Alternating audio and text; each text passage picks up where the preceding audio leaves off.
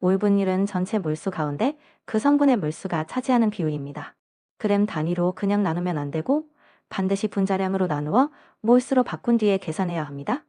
수산화나트륨의 분자량은 Na23 플러스 H140이고 물은 18입니다. 용매인 물의 몰수까지 분모에 넣어야 한다는 점만 주의하시면 됩니다. 답은 1번입니다. 한오젠족은 주기율표에서 위로 올라갈수록 즉 원자 번호가 작을수록 전기음성도가 크고 반응성도 강해집니다. 플루오린은 모든 원소 가운데 전기음성도가 가장 크기 때문에 수소와 가장 격렬하게 반응합니다. 아래로 내려갈수록 원자 반지름이 커져 결합이 느슨해지므로 반응성은 떨어지고 결국 수소와의 반응성 순서는 플루오린, 염소, 브롬, 아이오딘이 됩니다. 보기 중 가장 미촉 원소인 플루오린을 고르면 되니 답은 2번입니다. 온도와 부피가 일정하면 이상기체 상태방정식 PV는 nRT에서 압력은 전체 몰수에 비례합니다. 반응 전후의 몰수만 세면 되는 문제입니다. 반응식은 N2 플러스 3H2는 2NH3입니다. 반응물의 50%가 반응하면 질소 0.5몰과 수소 2.5몰이 소모되어 암모니아 1몰이 생기고 나머지 절반은 그대로 남습니다. 답은 2번입니다. 환원성을 나타내는 단을 환원당이라고 하며 포도당, 적당, 역당, 과당이 여기에 해당합니다. 과당은 케톤기를 가지고 있지만 환원성을 보인다는 점을 꼭 기억해 주셔요. 반면 설탕은 대표적인 비환원당입니다. 포도당과 과당이 결합할 때 환원성을 나타내는 자리끼리 서로부터 버려서 환원성이 사라지기 때문입니다. 보기 가운데 환원성이 없는 것은 설탕 하나뿐이니 답은 3번입니다. 여러 번 출제된 다출제 문제입니다. 같은 주기에서 왼쪽에서 오른쪽으로 갈수록 양성자수가 늘어 원자에게 양전하다 커집니다. 전자껍질 수는 그대로인데 핵이 전자를 끌어당기는 인력만 강해지니 전자구름이 안쪽으로 수축하여 원자 반지름은 오히려 작아집니다. 보기를 보면 원자에게 하전량과 전자의 수는 증가하고 전자껍질의 수는 같은 제2주기이므로 변하지 않습니다. 따라서 감소하는 것은 원자 반지름입니다. 답은 3번입니다. 몰롱도는 용액 벡터 속에 녹아있는 용질의 몰수입니다. 비중으로 용액의 질량을 퍼센트로 순수한 용질의 질량을 분자량으로 몰수를 구하는 3단계로 풀면 됩니다. 비중 1.84는 1ml가 1.84g이라는 뜻이므로 용액 1리터의 질량을 먼저 구하고 여기에 95%를 곱해 편화산만 뽑아낸 뒤 분자량 98로 나눕니다. 답은 3번입니다. pH가 6.4이니 수소이온 농도는 10의 마이너스 6제곱 3몰인데 지수를 정수와 소수로 쪼개면 계산이 쉬워집니다. 답은 3번입니다. 양성자수는 곧 원자번호이고 질량수는 양성자수와 중성자수를 더한 값입니다. 양성자가 20개이므로 원자번호 20번 원소를 찾으면 되는데 20번은 칼슘입니다. 중성자도 20개이니 질량수는 20 더하기 20은 40으로 칼슘의 원자량 40과 정확히 맞아떨어집니다. 답은 2번입니다. TNT는 트라이나이트로톨루엔의 약자로 제오리 위험물의 대표 물질입니다. 톨루엔 즉 벤젠고리의 메틸기가 붙은 구조를 뼈대로 하고 나이트록이 3개가 이 사육 위치에 결합되어 있습니다. 위쪽 치환기가 CL9스 고르면 되니 답은 1번입니다. 동소체는 같은 원소로 이루어져 있으면서 원자의 배열이나 결합 방식이 달라 성질이 다른 물질을 말합니다. 흑염과 다이아몬드, 산소와 오존, 황린과 정린이 대표적인 동소체입니다. 3번의 수소와 중수소는 같은 수소 원소지만 원자핵 속 중성자수가 달라 질량수만 다른 동위원소입니다. 원자 배열이 아니라 핵의 구성이 다른 것이므로 동소체가 아닙니다. 동소체는 배열이 다른 것, 동위원소는 중성자수가 다른 것으로 구분해 두시면 됩니다. 답은 3번입니다. 구조이성질체는 분자식은 판소골격의 연결 방식이 달라 성질이 다른 화합물을 말합니다. 헥세인의 구조이성질체는 노말헥세인, 2메틸펜테인, 3메틸펜테인, 2다이메틸뷰테인, 3다이메틸뷰테인으로 모두 5개입니다. 알케인의 구조이성 질체수는 뷰테인 2개, 펜테인 3개, 헥세인 5개, 헵테인 9개로 탄소가 늘수록 급격히 많아집니다. 헥세인 5개는 자주 나오니 꼭 암기해 주셔요. 답은 3번입니다. 다출제 문제입니다. 르샤틀리에의 법칙은 편형에 어떤 변화를 주면 그 변화를 완화하는 방향으로 편형이 이동한다는 원리입니다. 이 반응은 왼쪽이 3몰 A2이몰 플러스 B2이몰, 오른쪽이 2몰입니다. 압력을 낮추면 편형은 몰수가 많아지는 방향인 왼쪽으로 이동합니다. 또 정반응이 열을 내놓는 발열 반응이므로 온도를 높이면 열을 흡수하는 방향인 왼쪽, 즉 역반응 쪽으로 이동합니다. 따라서 압력은 감소, 온도는 증가시켜야 합니다. 올수와 발연, 흡열의 반연을 반드시 숙지해 주셔요. 답은 3번입니다. 이상 기체 상태 방정식 PV는 NRT를 기체 상수 R에 대해 정리하면 단위가 그대로 드러납니다. 압력은 기압, 부피는 에, 몰수는 몰, 온도는 K를 대입하므로 R의 단위는 기압, 에몰, K가 됩니다. 답은 3번입니다. 산화수 계산의 원칙은 하나, 화합물 전체의 산화수 합은 0이라는 것입니다. 기준값은 K가 플러스 1, O가 마이너스 2입니다. 다이크롬융산 칼륨에서 CR의 산화수를 X라 두고 전체 합을 0으로 놓으면 됩니다. 따라서 CR의 산화수는 플러스 6입니다. 산화수 문제는 매회 출제된다고 봐도 좋으니 K는 플러스 1, O는 마이너스 2라는 기준값을 꼭 기억해 주셔요. 답은 3번입니다. 여러 번 출제된 다출제 문제입니다. 노르말롱도는 용액 2리터 속에 녹아있는 용질의 그램당량수를 뜻합니다.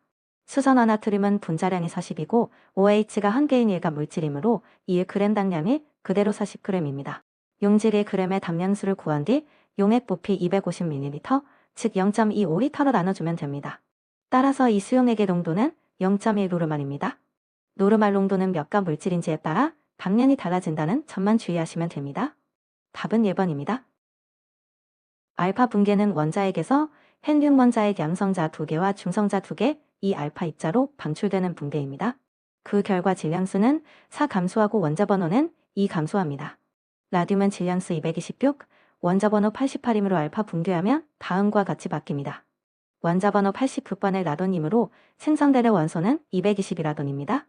베타 분계는 질량수가 그대로이고 원자 번호만 1 증가하니 세트로 암기해 주셔요. 답은 2번입니다.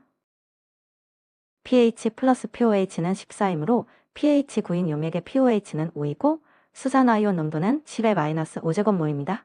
수산화 나트륨은 나트륨이온과 수산화이온 루이데일 이온화되므로 나트륨이온 농도도 10의 마이너스 5제곱몰입니다.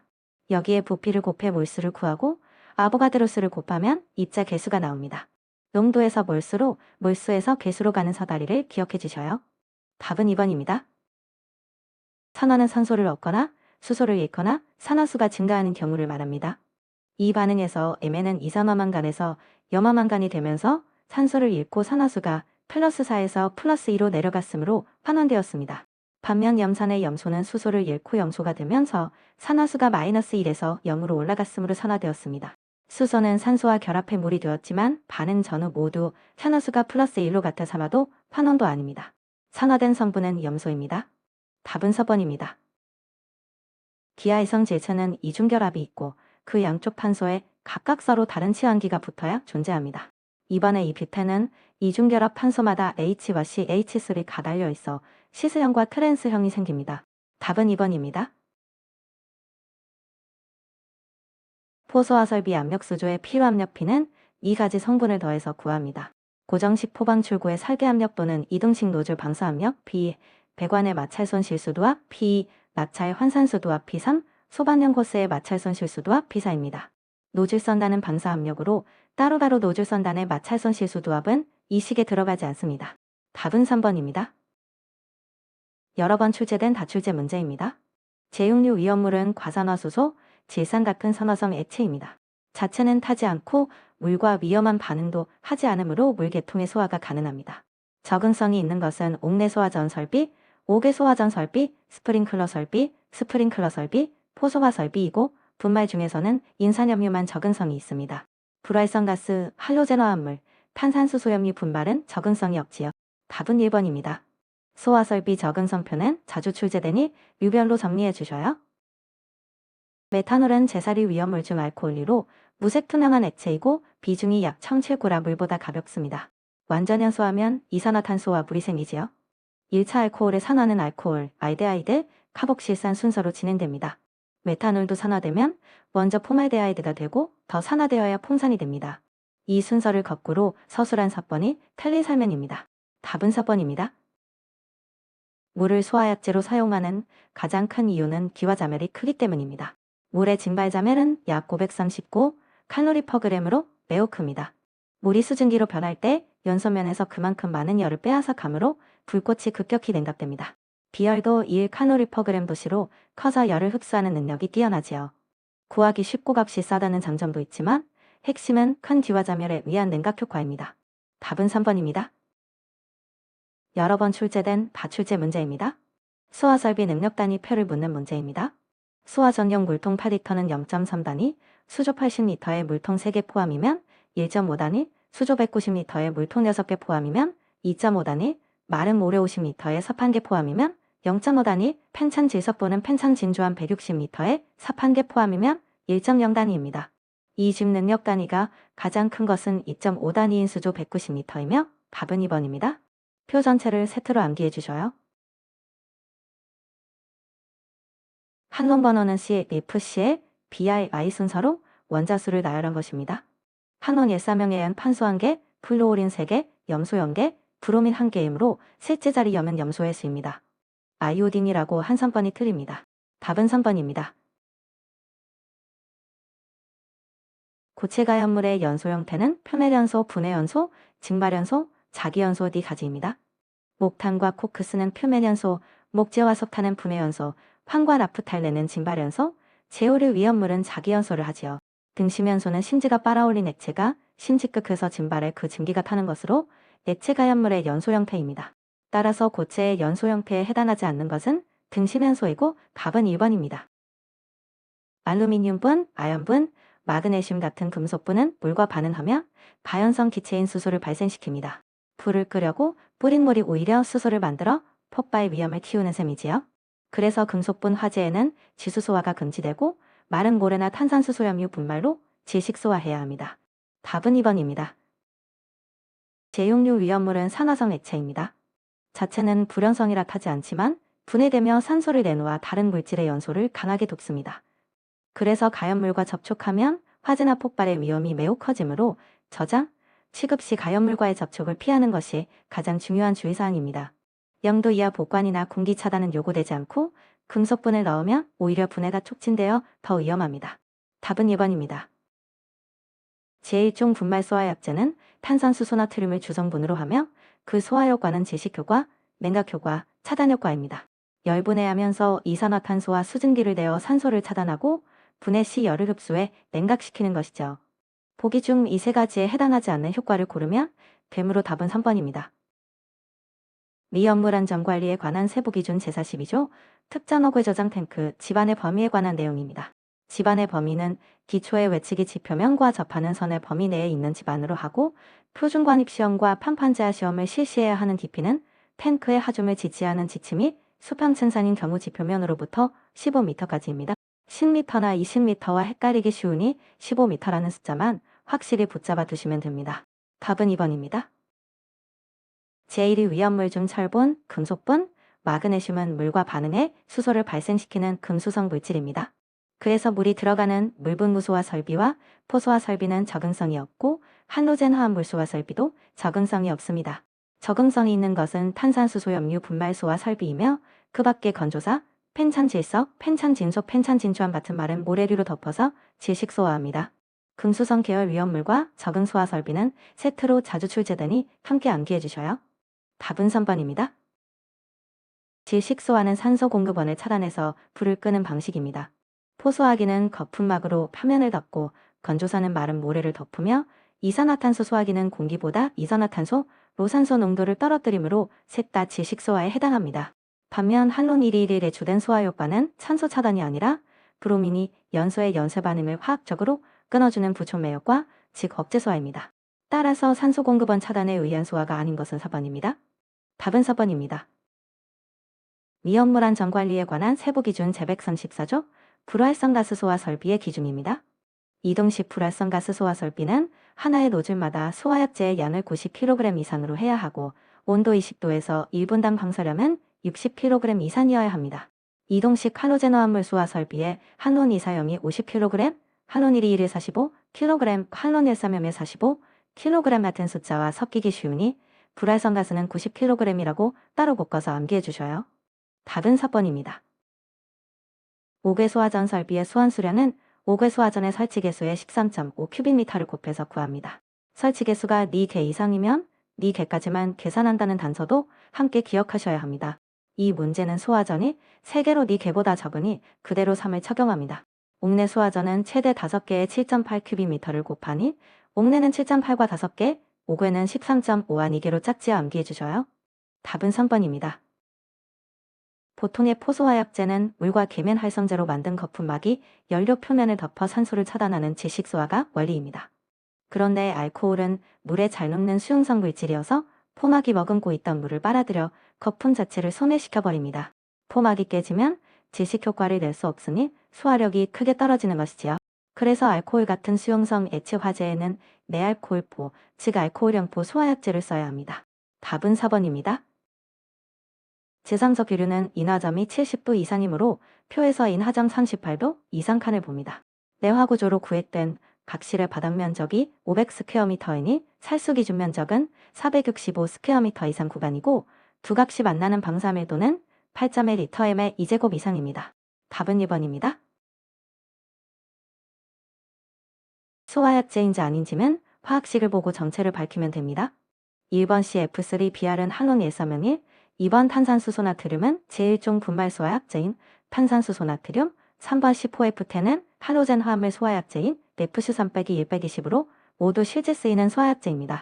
반면 4번 하이드라진은 제사류 위험물 제2석유류에 속하는 가연성 액체로 로켓 추진제나 보일러, 수처리제로 사용됩니다. 불을 끄는 물질이 아니라 오히려 타는 물질이지요.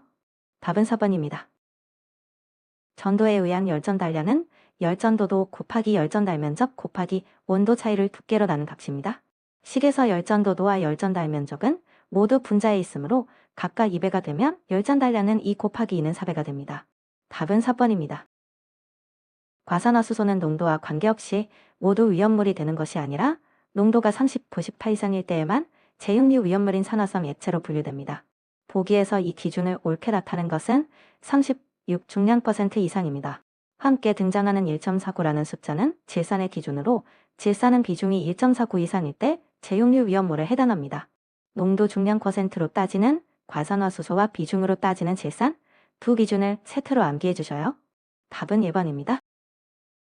나이트로소와 함물은 분자 내의 나이트로속이 일산화질소를 가지고 있는 유기화 합물로 제오류 위험물인 자기반응성 물질에 해당합니다.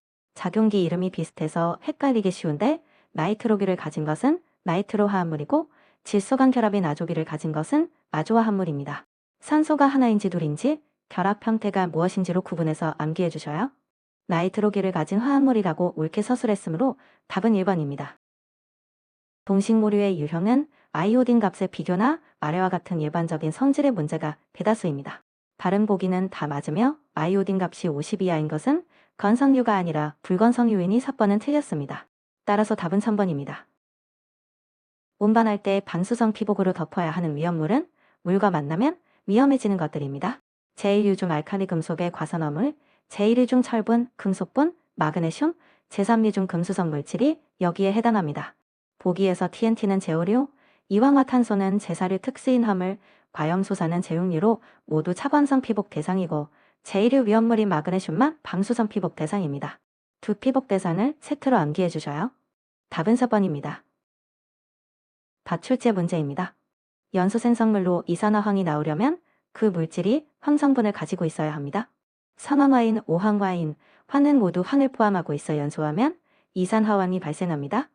반면 황리는 이름에 황이라는 글자가 들어있을 뿐 실제로는 인만으로 이루어진 물질이어서 연소하면 오산화인이 생길 뿐 이산화하면 탄성될 수 없습니다. 이름에 속기 쉬운 문제이니 주의해 주셔요. 답은 1번입니다. 여러 번 출제된 다출제 문제입니다. 인화점이 가장 낮은 것을 고르는 문제는 대표 물질의 인화점을 외워두면 바로 풀립니다. 실린더는 제사석 유류라서 200에서 250도 이상, 가솔린은 약 -43도, 벤젠은 약 -11도, 메틸알코올은 약 11도입니다. 여기에 다이에틸에터 -45도, 아세파알데하이드 -39도, 아세톤 -18도 정도까지 함께 정리해 두시면 좋습니다. 가장 낮은 것은 -43도인 가솔린이므로 답은 2번입니다. 정리는 제1위 위험물인 가연성 고체로 황린과 동소체 관계에 있습니다.